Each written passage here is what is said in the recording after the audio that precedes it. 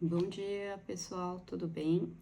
Meu nome é Suzane Pontes, eu sou enfermeira auditora e hoje eu vou falar para vocês um pouco sobre como utilizar melhor seu plano de saúde, como obter mais benefícios do uso dele. E para isso eu vou levantar uma série de questões.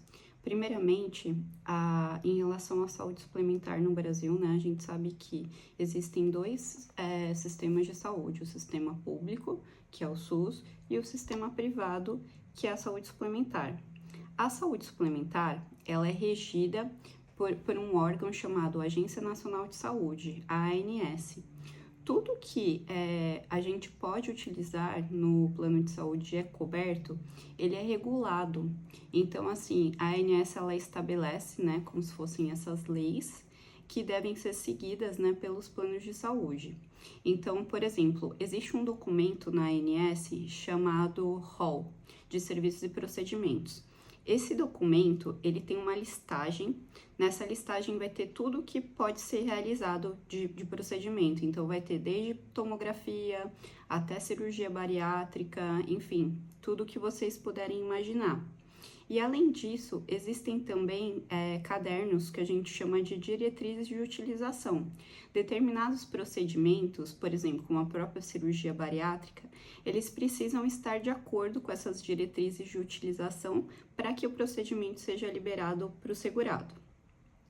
E aí, pensando nessa questão de regulação, por que ela existe? Porque simplesmente os convênios, eles não liberam os procedimentos de acordo com o que os médicos pedem. Porque vocês têm que pensar o seguinte, o plano de saúde, ele funciona como uma operadora, né, de seguros. Então, assim, se a gente pensar numa operadora de seguro de veículos, por exemplo, a gente pensa que para você conseguir manter o pagamento daqueles sinistros que acontecem por causa eventualmente de uma batida ou às vezes de um acidente que gera perda total, você precisa com que várias pessoas paguem aquele produto para. Então, quando a gente pensa num carro, teve a batida do carro e aí o usuário ele vai ter o valor reembolsado. Ok, para que isso aconteça, tanto no seguro saúde quanto no seguro auto, precisa que várias pessoas paguem, né, o plano, né, ou paguem o seguro, para daí que esse valor pago ele depois seja direcionado para o pagamento, né, desses sinistros e ao mesmo tempo ele seja utilizado para poder manter a empresa ativa, né? Então, o que acontece? Quando as pessoas elas começam a usar muito aquele seguro, enfim, acontece que o sinistro, né, ele vai ficando muito alto. E aí a operadora, né, a companhia de seguro, ela não consegue manter o que ela recebe e o que ela paga. Então ela acaba quebrando. E assim, ainda falando sobre a ANS ela tem um site aberto que vocês podem acessar. Lá vocês vão encontrar informações como desde as operadoras que são atuantes no Brasil, até tipo as operadoras que têm um melhor desempenho, que têm uma rede maior de referenciados. Enfim, as informações lá elas ficam abertas para todos. Então tem desde coisa como ouvidoria, até coisas como você poder acessar o rol de serviços e procedimentos, por exemplo.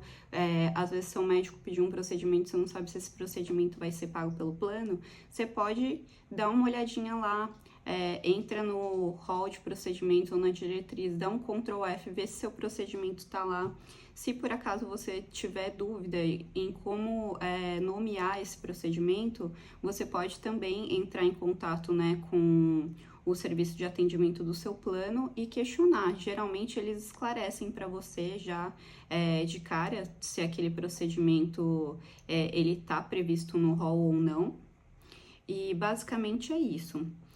Então, assim, tô com o meu gato aqui, gente, desculpa. Vamos descer miauzinho, que a mamãe tá trabalhando agora. Perdão, gente. Então, assim, tem um livro brilhante que é do Dr. Drauzio Varella, que fala da saúde dos planos de saúde. O que acontece? os planos de saúde, eles não estão sofrendo, assim, para se manterem só no Brasil. E não tá, assim, só no Brasil que os usuários estão satisfeitos com o plano de saúde. Por exemplo, existe um documentário chamado Cycle, do Michael Moore, que mostra o sistema de saúde em várias partes do mundo, por exemplo, nos Estados Unidos. Lá, o sistema de saúde ele é ainda mais agressivo do que no Brasil, por exemplo. Lá os custos são muito mais altos para você ter um seguro saúde. Então, assim, muitas das pessoas que vivem lá, tem gente que vive sem plano de saúde, para vocês terem uma ideia. Tal como aqui no Brasil também, né, acontece dessa forma, mas ao menos no Brasil a gente tem o SUS, né, para quem não pode pagar. Então, assim, por que que eles começaram a colocar coparticipação nos planos de saúde? Justamente por isso, porque as pessoas elas estavam utilizando muito os planos de saúde, os médicos estavam prescrevendo muitos procedimentos, e aí o que aconteceu? As operadoras menores elas começaram a quebrar, e aí tornou-se muito difícil se manter nesse mercado, ainda que tivesse a regulação da ANS, né? Então, assim, uma tendência que a gente tem observado no mercado atualmente é que as operadoras de saúde estão cada vez mais colocando coparticipação para que segurem um pouco os usuários na hora de realizar esses procedimentos, esses exames, e ao mesmo tempo eles estão diminuindo os valores de reembolso. Aí a gente, como usuário, pensa assim, pô, que sacanagem, né? Minha operadora fez isso e não sei o que, é um absurdo, blá blá blá blá blá. Só que, gente, é como eu disse, para a empresa se manter, ela precisa manter um equilíbrio ali entre o que entra e o que sai. Se ela não consegue manter esse equilíbrio e ter uma margem, por menor que seja de lucro, a empresa quebra, né? Não tem como. Então, assim, o seguro, ele consegue ser barateado, por assim dizer, quanto mais vidas eles têm naquele plano. Então, por exemplo, por que plano individual é tão caro? Porque quando o usuário contrata o plano individual, é contratado, como o próprio nome diz, individualmente. Os planos que são feitos em grupo, por exemplo, os coletivos, você consegue ter um valor melhor, ou os empresariais, porque você tem um grande grupo de pessoas pagando aquele valor, e aí, eventualmente, quando tem o sinistro, né, que é o evento lá de saúde que gera um custo, quando tem aquele evento, você tem as pessoas lá pagando e o indivíduo que precisou. Então, as pessoas que não precisaram ajudaram a pagar o procedimento dessa pessoa que precisou, né? E assim, esse pensamento é fácil a gente assimilar, é só a gente pensar, por exemplo, no INSS. Tá todo mundo pagando, né? Tipo, a gente, CLTs, estão todos nós pagando, né? O INSS. Para as pessoas que estão aposentadas agora, a gente não tá pagando INSS pra gente, não tá lá no cofrinho do governo para eles depois repassarem pra gente esse valor. Não, a gente tá pagando agora das pessoas que estão aposentadas e dali, quando a gente for mais velho, daí as pessoas que estão trabalhando vão pagar o nosso. Só que aonde mora o problema aí, a população tá envelhecendo, né, gente? Então, assim, a tendência vai ficar mais difícil da gente aposentar. Da mesma forma, vai ficar mais difícil manter os planos lá na frente, né? Porque vão ter mais pessoas idosas utilizando os planos e menos gente jovem trabalhando para poder, entre aspas, sustentar os eventos de saúde que as pessoas vão precisar do recurso financeiro para poder pagar, né, a operadora.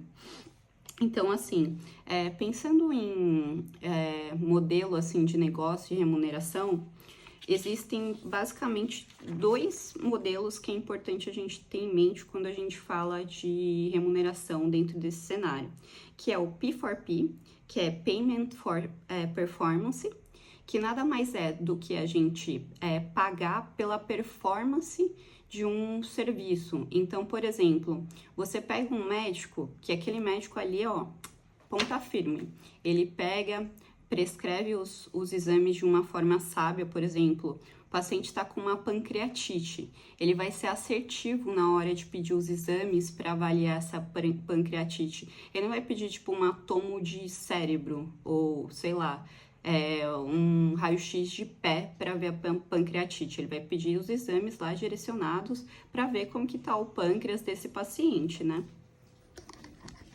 Fui pegar minha pequenininha lá, que ela tava chorando, tem um bebezinho de 22 dias, tô de licença maternidade agora. E aí, um modelo que se opõe ao P4P é o Fee for Service. O Fee for Service nada mais é do que pagar-se por serviço.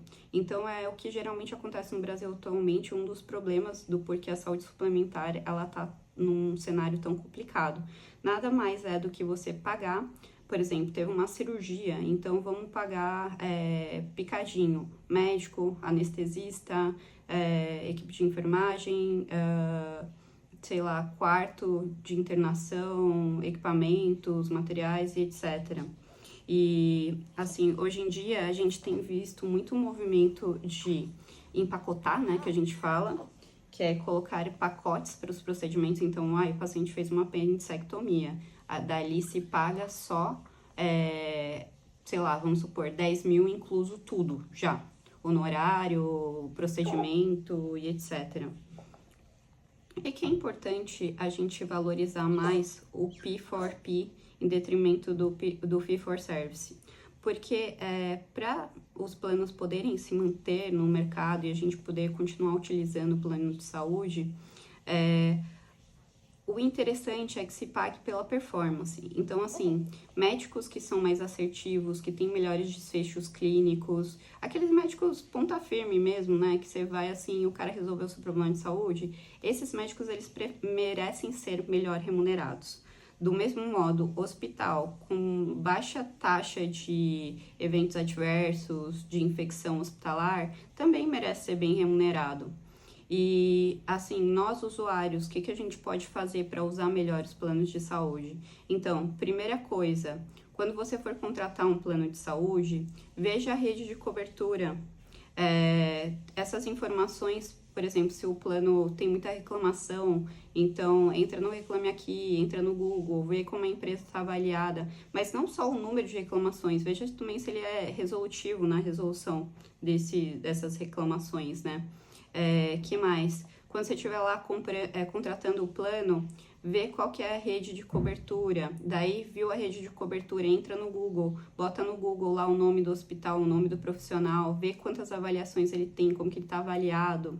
Tem aquele site também, se eu não me engano, Doutoralha. Entra lá também, vê se o colega lá tá lá, se ele está bem avaliado, enfim.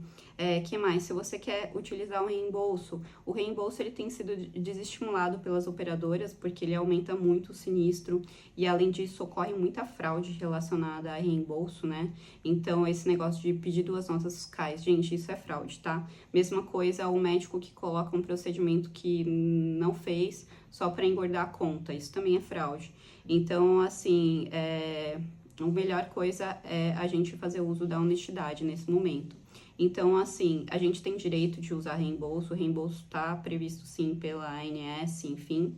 Só que quando a gente usa o reembolso, é importante a gente saber qual vai ser o percentual, né, que vai ser reembolsado, e você entregar toda a documentação compatível com o reembolso, né.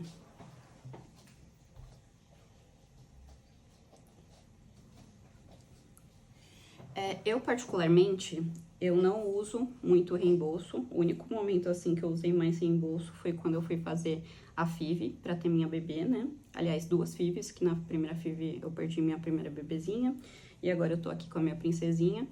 E assim, é a mesma coisa, né? Tipo, eu pedi as notas fiscais, tudo certinho, o relatório médico, e o que era possível ser reembolsado foi reembolsado. Mas como vocês sabem, né, FIV não é um procedimento previsto, né, pelo rol, então a gente acabou pagando mesmo para realizar esse procedimento. E, gente, eu acho que basicamente é isso, assim, eu acho que a gente falou um pouquinho sobre tudo, né? E espero que vocês tenham gostado, me acompanhem para mais dicas e se alguém tiver alguma dúvida me chama. Beijo, beijo!